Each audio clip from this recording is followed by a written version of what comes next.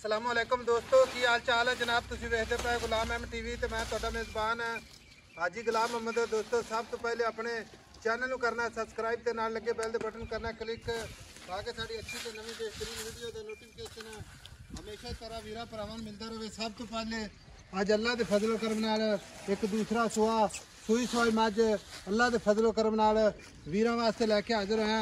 उम्मीद करांगा जिन्ने मेरे वीर भरा ने सारे अल्लाह दे फजलो करम नाल खैर खरीयत होंगे।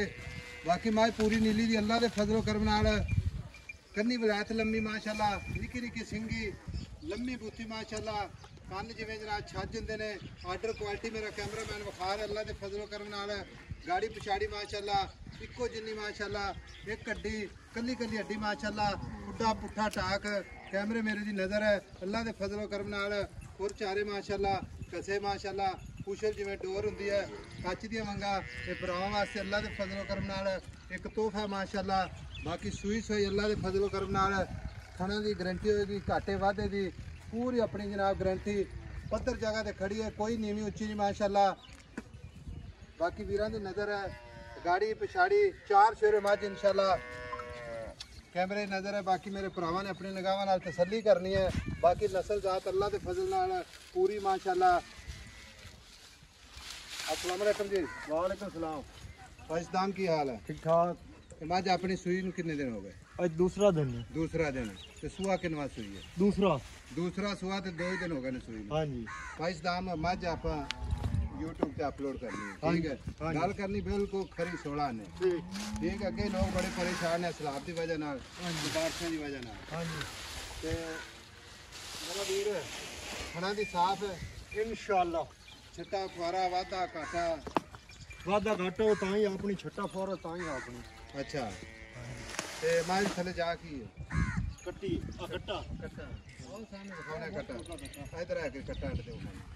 अच्छा मगर कट्टा दूसरा सुआ प्योर नीली हाँ जी। आ दाग पुराने खोखरन लग गए, चेक कर ला। अच्छा कल्ले ते लगो है, कल्ले ते लगो है ते पट ते लगो है, पुराने ने चेक कर। अच्छा फाइस दाम छट्टा फुआरा वाधा घाटा पूरी अपनी गारंटी। हाँ जी। 2 दिन हो गए ने सूई सजरी माज सूई खड़ी है, ठीक है? हाजिर वक्त कितना बौला जेड़ा कुबीर भरा मौके ते आ जाए 14 किलो चवेसा आप 2 टाइम गारंटी वाला गारंटी नाल चवेसा।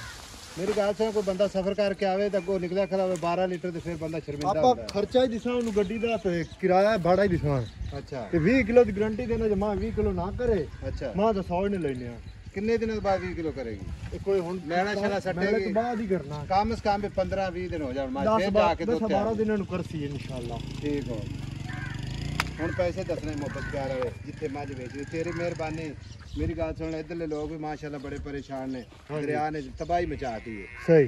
इधरले जेड़ा अपना कंड पीछे खड़ा दरिया सतलुज ये भी देख ले तेरे सामने। पता है कि उन्हें दा 9 लाख मंगी है ता भी कोई नहीं दा भाई रोला।